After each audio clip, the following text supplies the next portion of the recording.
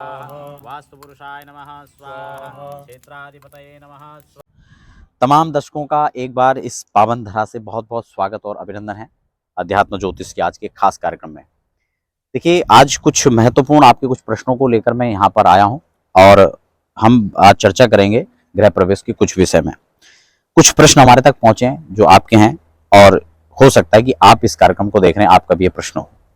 गृह प्रवेश कब और कैसे करें, ठीक है, A to Z जानकारी इसमें मैं लगभग आपको देने का प्रयास करूंगा। इसमें जो मुख्य पॉइंट है वो मुहूर्त कैसे निकालते हैं, क्या मुहूर्त का रहता है प्रक्रिया, पूजा का क्या इसमें रहेगा, कौन कौन सी पूजाएं होती हैं, क्या क्या इसमें पूजा पाठ करना चाहिए, कुछ खास जानकारी जो कि मान लो गृह प्रवेश से पूर्व हमें क्या करना है, गृह प्रवेश हो गया तो उसके बाद हमें क्या करना है, ये कुछ खास चीजें इसमें रहेंगी, ठीक है। और वास्तु पूजा अगर हम लोग कर रहे हैं और गृह निर्माण से पहले या कुछ मुहूर्तों में अगर किसी प्रकार की कोई कमी अगर रह गई है तो फिर हम क्या देख सकते हैं, क्या हम उसके लिए कर सकते हैं, और वास्तु का किसी प्रकार का दोष है तो उसके लिए भी हम क्या कर सकते हैं, ये तमाम हम इस कार्यक्रम में इस बिंदुओं को रखेंगे। तो क्रम से हम लोग इस पर चर्चा करेंगे। और इसमें जो खास बात ये है कि आपका जो भी चीज़ें पूर्वदर छूट चुकी हैं, क्योंकि उससे वो काफ़ी बार प्रश्न रहते हैं लोगों के कि पूर्व में कुछ गलतियां रह गई है तो उसका क्या समाधान हो सकता है, ठीक है। फटाफट चर्चा को शुरू करेंगे। नए दर्शक हैं तो चैनल को सब्सक्राइब जरूर कर लीजिए। अगर आप मुझे फेसबुक पर देख रहे हैं तो फेसबुक पेज को फॉलो कर लीजिए। यहाँ पर कुछ विशेष चीज़ें मैं आपको बता रहा हूँ, क्योंकि 99% लोग तो लगभग मुहूर्त में हो या फिर अन्य चीज़ों में हो, कहीं ना कहीं 19-20 गलतियाँ कर ही देते हैं। लेकिन क्या प्रयास हमारे लिए होना चाहिए, सबसे पहले तो हम अगर मुहूर्त की बात कर लेते हैं, हम लोग मुहूर्त को समझते हैं कि कोई भी डेट हम जो क्योंकि सोशल मीडिया का दौर है, हम लोग इंटरनेट का दौर है, तो हम कहीं ना कहीं उसको ढूंढने का प्रयास करते हैं। तो जो भी डेट है, सबसे पहले तो 12 महीने में गृह प्रवेश हो, गृह निर्माण हो, उसको लेकर मैं पूर्व में चर्चा कर चुका हूँ। और केवल महीने के हिसाब से नहीं है, उसमें दिन, तिथि, वार, नक्षत्र और खासकर लग्न, क्योंकि सर्वे दोषा विनिश्चन्ति लग्न शुद्धि यथा भवेत। अगर लग्न शोधन हम उस टाइम का पर्टिकुलर कर लेते हैं तो कई दोषों का परिमार्जन वैसे भी हो जाता है। तो इसलिए मुहूर्त का मतलब होता है एक 2 घटी का एक खास समय, यानी 24 घटी का एक 24 मिनट का एक घटी होता है और 48 घटी यानी 2 घटी का 48 मिनट का एक मुहूर्त हो जाता है। तो मुहूर्त में हमें जो डे की अगर हम बात करते हैं तो हमें संडे को छोड़ देना है, केवल रविवार और मंगलवार का खासकर इसमें त्याज्य माना जाता है। तिथियों की बात करें तो रिक्ता का खासकर और अमावस्या 2 दिन ऐसे जो हमें अवॉइड करना चाहिए। कई लोग संक्रांति पूर्णमासी को लेकर प्रश्न करते हैं, तो वो यहाँ पर ग्राह्य है, उसमें कोई दिक्कत नहीं है, ठीक है ना। अच्छा, तो ये संक्रांति का हो गया, पूर्णिमा का इसमें चलेगा। केवल अमावस्या और रिक्ता तिथि, रिक्ता में आप जानते हैं कि आपका चतुर्थी हो गया, नवमी हो गया, आपका 14 हो गया, तो ये तिथियां इसमें जो रिक्ता वाली हैं ये इसमें त्याज्य होंगे। बार मैंने आपको बता दिया। नक्षत्रों में जो मृदु संज्ञक नक्षत्र हैं, जैसे उत्तरा फाल्गुनी हो गया, उत्तरा भाद्रपद हो गया, मैत्र संज्ञक नक्षत्र, इस प्रकार जो आते हैं ये इसमें ग्राही हैं, जो खास अच्छे हैं। और बाकी कुछ नक्षत्रों को छोड़ दिया जाए तो लगभग अन्य नक्षत्रों को इसमें ग्राही कर लिया जाता है। तो ये तो उत्तम मुहूर्त की बात आती है। इसमें सिर्फ मुहूर्त ये नहीं कि हमने कोई डेट सर्च कर लिया और हमें डेट को लगा ये डेट अच्छा है, तो नहीं, वो आपकी राशि के अनुकूल होना चाहिए। आपकी राशि से 4, 8 और 12वें में खासकर गोचर के चंद्रमा नहीं होने चाहिए, ये आपको खासकर ध्यान रखना है, क्योंकि वो कहीं ना कहीं लॉस का कारण, दुख का कारण, समस्याओं का कारण बनता है। और कई बार तो काम हम शुरू करते हैं तो उस पर डिले बहुत होता है। मान लो गृह निर्माण की हम बात कर रहे हैं तो उसमें ये प्रॉब्लम्स धीरे धीरे आगे फेस करनी पड़ती है। तो ये चीजें यहाँ पर आपको ध्यान में रखने की है। तो ये उत्तम मुहूर्त हो गया। अब उत्तम सामग्री यहाँ पर दूसरी है, उत्तम पूजा कैसे होगी, उसके लिए उत्तम सामग्री। अच्छा, हम और चीजों में देखते हैं, हमें पेंट लगाना है, हम सोचते हैं कि अच्छी क्वालिटी का पेंट लगाएं, हमें फर्नीचर करना है या अंदर का जो इंटीरियर हम करवाते हैं वो महंगा से महंगा हम लोग करवाते हैं। लेकिन क्या हम इस पर सोचते हैं कि हमें जो हमारा मुख्य जो पूजा का विषय है उसको हम लोग सोचते हैं इसको हल्के में ले लेते हैं।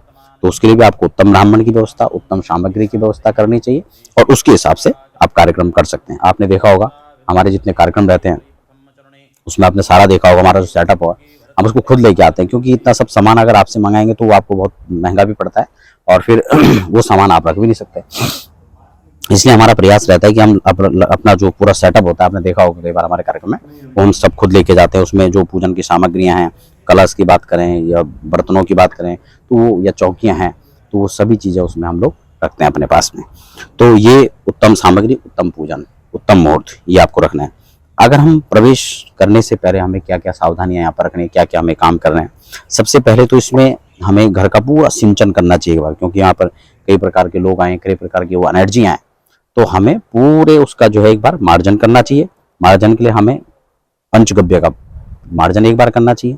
और तीर्थों का जल, हम तो खासकर जब ये पूजन करवाते हैं, वास्तु शांति करवाते हैं, तो खुद ये सारे जल लेके जाते हैं, क्योंकि मैं अनेक तीर्थों में जब भ्रमण करता हूँ तो वहाँ से जल लेके जरूर आता हूँ। ये आपको भी खास ध्यान रखना है कि आप भी कहीं तीर्थों में जाते हैं तो आप जल लेकर के जरूर आए। गंगा, यमुना, नर्मदा, छितरा, जितनी भी प्रमुख नदियां हैं, सागर हैं, तो मैं सभी जगह जहाँ जहाँ भ्रमण करता हूँ तो वो चीज़ें लेकर आता हूँ, और उसका मार्जन करना चाहिए घर के अंदर। नहीं है तो गंगा जल तो कम से कम कर ही सकते हैं आप, ठीक है ना। और पीली सरसों का मार्जन, ये गृह प्रवेश से पहले आपको करना है, ये चीज़ें ध्यान रखना है, ठीक है। ये आपने कर लिया। और एक शुद्धि का हवन, 2 चीज़ें कंपलसरी है उसके बाद, ठीक है ना। एक दीपक आप जला लीजिए, बड़ा सा दीपक जो आपका अखंड दीपक जलता रहे। आप उसको सरसों का तेल का भी जला सकते हैं, तिल के तेल का भी जला सकते हैं, और घी का भी जला सकते हैं। इसमें कोई यहाँ पर ज़्यादा दिक्कत वाली बात नहीं, कोई भी आप जला सकते हैं। और फिर शुद्धि के हवन करने के बाद आपको देव मंडप निर्माण करना है। कई लोग सोचते हैं कि प्रवेश वही उसी को माना जाएगा, नहीं। प्रवेश के लिए जो पर्टिकुलर हम एक लगन निकाल के देते हैं, तो आप उस लगन में प्रवेश करें। बाकी आपको ये नहीं कि हमने पहले प्रवेश कर लिया, क्योंकि कोई भी आएगा तो आप उसके लिए पहले एक व्यवस्था बनाएंगे बैठने की।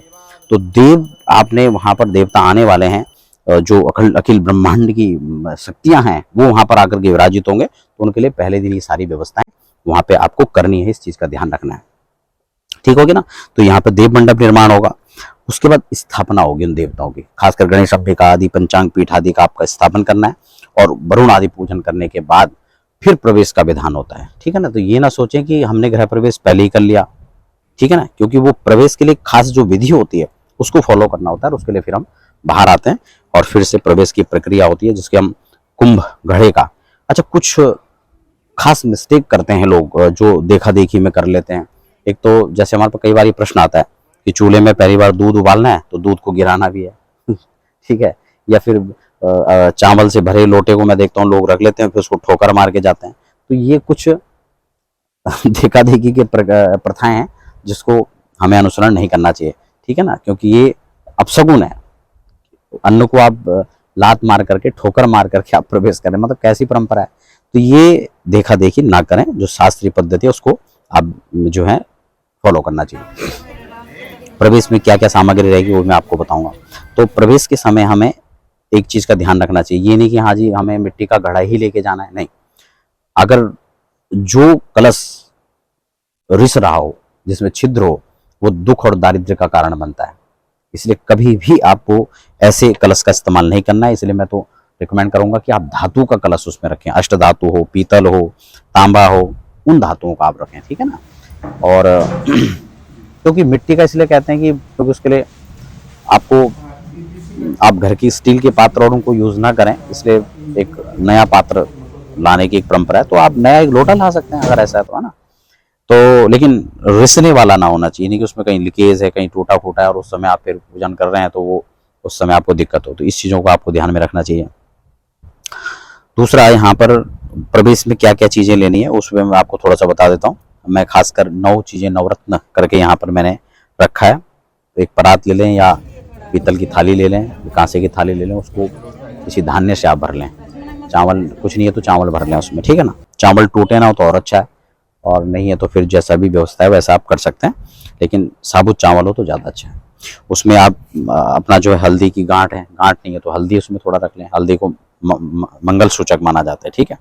उसमें आपका गौरी गणेश जी की प्रतिमा होगी, वो भी धातु के रखे, यानी कि मिट्टी के या टेडी बियर उठा के रख लिए, नहीं। शालिग्राम जी हो गए, श्रीयंत्र हो गया, शंख हो गया, तुलसी हो गया।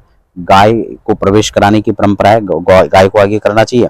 तो गाय सर्वथा हर जगह संभव नहीं है, तो इसलिए चांदी की मूर्ति आप उसमें रख सकते हैं। और किसी कन्या को और देव ब्राह्मणों को, उनको सब साथ में रखें। पुरुष जब प्रवेश करे तो दाहिने पैर से करें, और स्त्री जब पैर प्रवेश करे तो बाएं पैर से प्रवेश करे, ऐसा उसका नियम है ठीक है। ये सामग्री आपके पास होनी चाहिए। जो सुहागन स्त्री है वो अपने सिर पर जो है कलश को रखे, यहाँ पर पिछले कार्यक्रम में जब मैंने बताया था कि विधवा स्त्री को आगे ना करें, तो कई लोगों ने उसमें थोड़ा सा उनको शायद समझने में एक भूल रहा। मेरा अभिप्राय वहां पे ये था कि आप, कई लोगों ने कहा कि अगर वो विधवा हो जिसका गृह प्रवेश है तो कुतर करने वालों की भी बाढ़ होती है, तो वो किसी कन्या या किसी सधवा स्त्री को आगे करके, किसी कन्या को या ब्राह्मण को, वो जो है कोई भी कन्या है या अपनी बहन है, बेटी है, आप किसी को भी कलश रख के उसमें प्रवेश करवा सकते हैं, ठीक है ना। तो ये वहां पर थोड़ा सा नियम ध्यान में रखना चाहिए। ब्राह्मण हो, ब्राह्मण के पास शंख घंटी है, शास्त्र है, ये सब चीजें वहां उनके पास में उपलब्ध होनी चाहिए। उसके साथ में किसी अच्छे सूक्तों के द्वारा अथर्वशीष आप उसमें पढ़ सकते हैं, 4 वेदों के मंत्रों के साथ में, और एक विधि विधान के साथ में बजरंग सूत्र के साथ आप प्रवेश कर सकते हैं, ठीक है ना। उसके बाद उस नियम है कैसे उसका कलश परिभ्रमण होगा, फिर किचन का पूजन है, वरुण पूजन है, आपका किचन का है, आपका तिजोरी का पूजन है, बहुत सारी चीजें हैं। तो वो जब ब्राह्मण देवता पूजा पाठ करते हैं तो अगर वैदिक ब्राह्मण है तो सब उस चीज को फॉलो करते ही हैं, और ध्यान हमें रखना चाहिए सब चीजों का, ठीक है ना। क्या क्या पूजाएं होनी चाहिए प्रधान रूप से, तो यहाँ पर वास्तु पंचांग पूजा तो हो गई, वास्तु शांति प्रमुख है, ग्रह शांति इसमें प्रमुख है, क्षेत्रादि पीठ का पूजन है, क्षेत्रपाल का पूजन, क्योंकि हम जिस प्रवेश में जिस स्थान पर जा रहे हैं वहाँ क्षेत्र अधिष्ठात्री देवता होते हैं, उनका पूजन होता है। तो ये सारी चीजें हैं। उसके बाद पाठ आदि नवग्रह पूजन इसमें प्रमुख है ही। तो मंत्रों की पाठ की बात है तो आपका गायत्री मंत्र है, निवारण मंत्र है, जो आपका द्वादशाक्षर मंत्र है, पंचाक्षर मंत्र है, ये सारी चीजें इसमें आप जपें। श्री सूक्त है, पुरुष सूक्त है, कनक धारा है, रुद्र सूक्त है, रुद्रिका पाठ है, चंडी पाठ है, ये सारी चीजें लगभग उसमें आप लोगों को करने चाहिए। और संख्या की बात आती है तो अधिक से अधिक फिर आप 3 दिन का करवा रहे हैं, 5 दिन का करवा रहे हैं, 2 दिन का करवा रहे हैं, इस पर डिपेंड करता है। लेकिन एक दिन में तो उतनी सारी सब चीजें हो नहीं पाती, कम से कम 2 दिन तो इसके लिए मेरे हिसाब से आपको चाहिए ही चाहिए। ब्राह्मणों की बात करें तो 7 ब्राह्मण 9 ब्राह्मण तो वो तो बहुत आज के समय में कठिन पड़ जाता है, लेकिन कम से कम ये कि 3 ब्राह्मण हो, नहीं तो 2 तो कम से कम हो, और नहीं तो 1 भी हो तो कम से कम वो सारी व्यवस्थाएं फिर 2 दिन 3 दिन उसमें सब चाहिए होगा। ठीक है ना। तो ये इसका नियम हो गया। पूजन में नांदी श्राद्ध बहुत आवश्यक है ना, पितरों का पूजन आवश्यक है। पुण्यावाचन नांदी श्राद्ध इसको आप जरूर करें। और दूध गिराने का, जैसे मैंने कहा, ये गिराना इसमें आवश्यक नहीं है, ये एक देखा देखी वाली परंपरा, तो उससे आप उसे अवॉइड कर सकते हैं। और अन्न का पूजन, कलश का पूजन, ये आपको वरुण का पूजन ये किचन में जरूर करें। आवाहित देवताओं का फिर हवन होता है, जिस विधि के द्वारा उनको बुलाया जाता है, स्वागत सत्कार सम्मान, उनकी खान पान की सामग्री होती है, फिर उसी विधि से उनको हवन के साथ भी भोजन कराया जाता है। ठीक है, तो ये है। और पूर्णाहुति खासकर गृह प्रवेश में नहीं करते हैं, इस चीज को आपको ध्यान में रखना है। कई लोग प्रवेश में उस समय ये सब सामान पूर्णाहुति उस समय करवा देते हैं, तो उससे नहीं करवाना चाहिए। ठीक है, मैं बहुत प्रयास कर रहा हूँ कि संक्षिप्त में जल्दी आपको ये सब चीजें बता दूं। तो प्रवेश से पूर्व सामान को लेकर के भी प्रश्न रहते हैं कि गृह प्रवेश से पहले क्या सामान सेट कर सकते हैं, और उसमें कई लोग फिर अपना सब वही पुराने बिस्तर, टूटे हुए सामान, जो भी है घर का बहुत सारा सामान होता है, तो आदमी को उसे अगर फेंकना नहीं है तो उसे भी आप शिफ्ट कर देते हो, तो उससे अगर बचें तो ज़्यादा अच्छा है। नया फर्नीचर है, नया सामान है, तो वो आप वहाँ पे सेट कर सकते हैं। बाकी प्रवेश के बाद ले जाएं तो ऐसा ज़्यादा अच्छा है। ठीक है। और पूजा पाठ के लिए कई बार वो लोगों को लगता है कि हम कहाँ देखें, कोई ऐसे ब्राह्मण नहीं है, तो उसके लिए आप हमारे संस्थान में संपर्क कर सकते हैं। हमारा एक प्रयास रहता है लगभग सभी जगह, हम स्वयं भी करवा जाते हैं, करते हैं, लेकिन सब जगह तो संभव नहीं हो पाता है, लेकिन फिर भी वैदिक ब्राह्मणों की व्यवस्था हम लोग करवा देते हैं सभी जगह। तो सामान को लेकर व्यवस्था है, कितने दिन तक रात्रि में वहाँ पे रहना चाहिए, नियम है। कई लोग कहते हैं कि हवन कर दिया, अब हम इसको जो है छोड़ के हम बाहर जा रहे हैं, विदेश में रह रहे हैं या कहीं और अन्य राज्यों में रह रहे हैं, तो उनके लिए ये है कि कम से कम, वैसे तो नियम ये 1 वर्ष पर्यंत वहाँ पर खाली नहीं छोड़ना चाहिए। ठीक है ना, वर्ष पर्यंत खाली ना छोड़ें।